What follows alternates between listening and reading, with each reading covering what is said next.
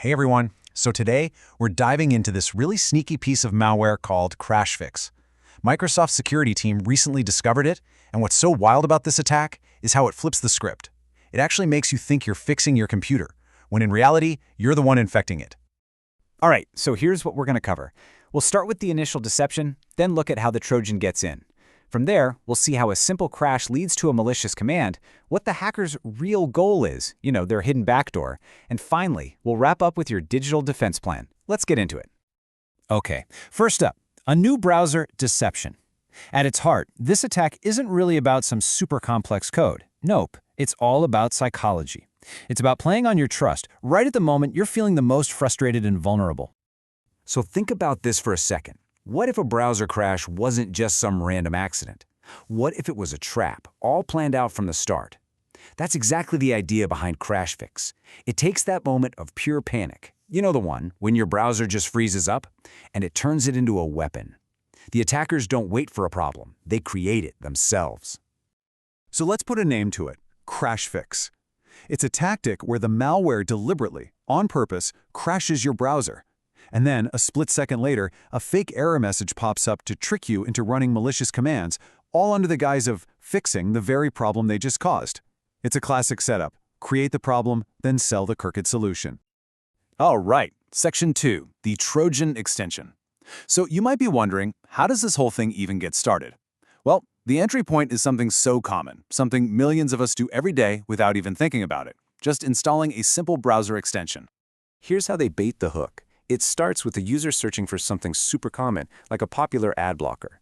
Then they click on a malicious ad, and here's the kicker. It takes them to the official Chrome web store. So they go ahead and install what looks like the legitimate uBlock Origin Lite. You see, that's the genius of it. They abuse a source you already trust. You're on the official store, so you let your guard down, but you're actually opening the front door and inviting the malware right inside. But here's where it gets really smart. The attacker plays the long game.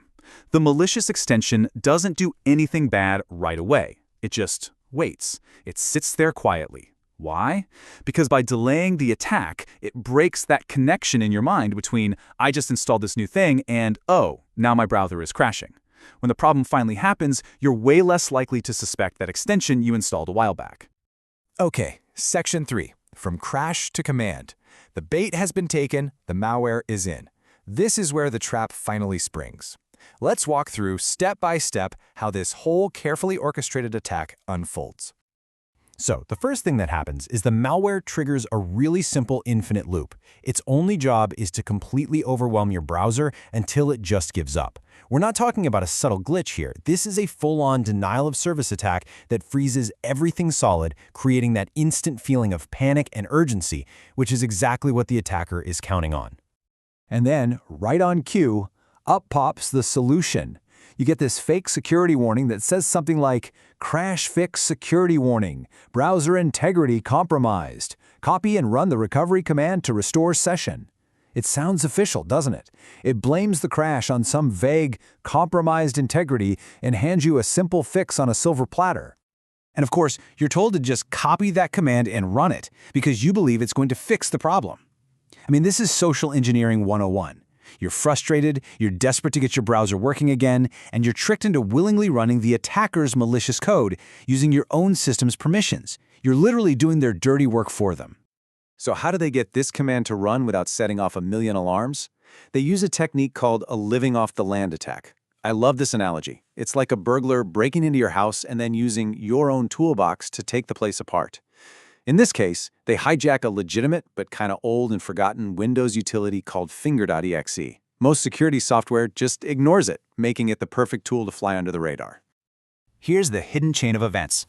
First, that command you run copies finger.exe and renames it to something harmless like ct.exe, just to be extra sneaky. Then, that disguised tool connects out to the attacker's server. And finally, it downloads and runs the next piece of the puzzle, a hidden, really scrambled PowerShell script. This whole sequence is designed to just slide right past traditional security checks. Okay, moving on to Section 4, the hacker's hidden backdoor.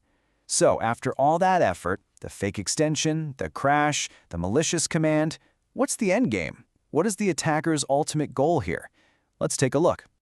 And this is a really key detail. That PowerShell script, its first job is to check if your computer is part of a corporate network. This tells us the attackers aren't just spraying this malware everywhere. They're being selective. They're hunting for the big fish, the higher value enterprise targets where they know the payoff will be much bigger.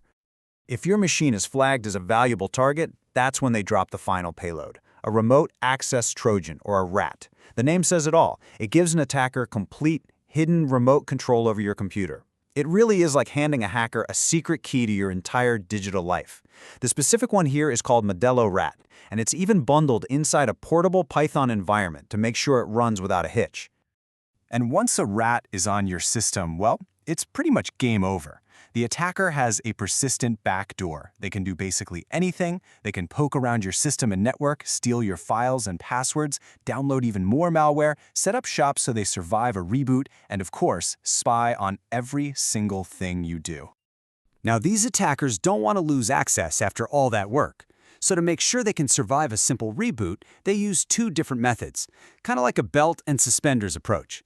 They add a key to the Windows registry to automatically launch the malware at login, and they create a fake scheduled task called software protection that relaunches it every 5 minutes. They are not letting go.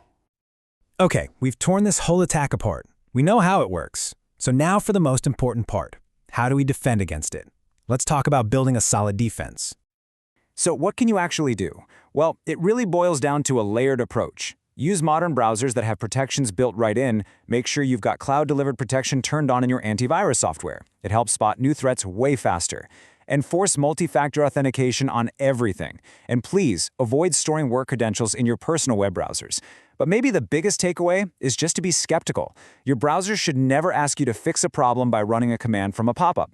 And for the IT pros out there, it's probably a good idea to just block old utilities like finger.exe from accessing the network entirely. Ultimately, CrashFix is a powerful reminder that the most sophisticated attacks often rely on simple human psychology. They exploit our trust, our frustration, and our desire for a quick fix. It leaves us with this critical question for our digital lives. As the cons get cleverer, our own vigilance has to get that much sharper. Thanks for tuning in.